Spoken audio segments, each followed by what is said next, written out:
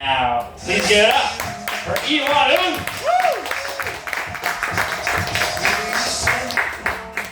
Yeah. You know what? Hey, what's up, everyone? Yeah, doctors are so full of shit, right? Yeah, right, you know, like in the 20s, people didn't trust eating hamburgers, right? So when White Castle came out, they hired a bunch of doctors to sit in their restaurants and eat hamburgers and shit. And people were like, oh wow, hamburgers are so healthy. All right, and then a couple decades later, in the 40s and 50s, they had doctors selling cigarettes, you know, in like magazines and newspapers, even on TV commercials. Doctors would be like, well, I'm a doctor, so I smoke Camels. What the fuck kind of bullshit is that, right? And now the new doctor scam, right? It's that fucking rectal prostate exam thing, you know? Yeah, it's a bunch of bullshit, right? Like, if it's so important, you know, why can't you just tell me what to do? And then I'll just check with my fucking finger, right? But oh no, you have to be a fucking medical doctor to do that, right? Yeah, right, you know? My colon's not the only thing full of shit. You know, there's one Asian football player in the NFL. He's a kicker. Could you not find the most racist position in the fucking, you know, for this guy? Like, what, is he gonna come out in a karate uniform? Oh, I get it. Yeah, I was watching a Bigfoot documentary the other day. And it struck me like how dedicated these Bigfoot hunters were, you know? They're so devoted to something that might not even be real. It's like comedians in their careers. And I was watching the Oscars a couple weeks back. It was cool, right? Towards the end, I was getting excited. I was like, hey, look, they're bringing back the Mummy. But then I saw, I was like, oh no, that's just Al Pacino. Yeah, I was in the Army, the United States Army, 1st Cavalry Division in Fort Hood. It was pretty cool, you know?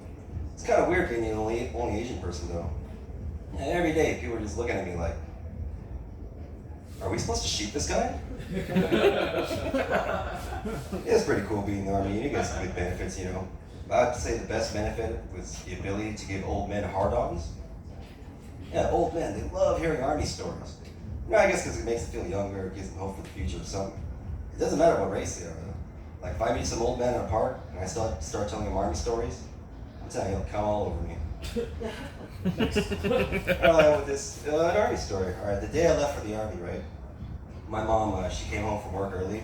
She'd never done this before. So we went to Denny's and shit, and we got lunch. And I remember I got spaghetti and sausage. And I was so fucking nervous, right? I couldn't eat anything. And then we get home, right? And I get all my stuff, and we're just waiting, right, for a couple hours. And then after a while, I'm like thinking, like, hey, maybe my recruiter's not gonna show up, right? I'm like, yeah.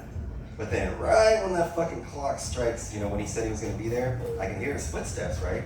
It's like all slow, and she's like walking up the stairs. And I can tell it's him, because he's like way slow, like not like a normal person. And he walks up to his, you know, the front of the door, and then he knocks, right? Like, all slow, right? So I open the door, and it's my recruiter, right? And I'd seen him about 5 times before by this point, but I'd never seen him with his full uniform and shit on. He's got all these medals and shit, and I'm like, holy crap, this guy's like a fucking war hero.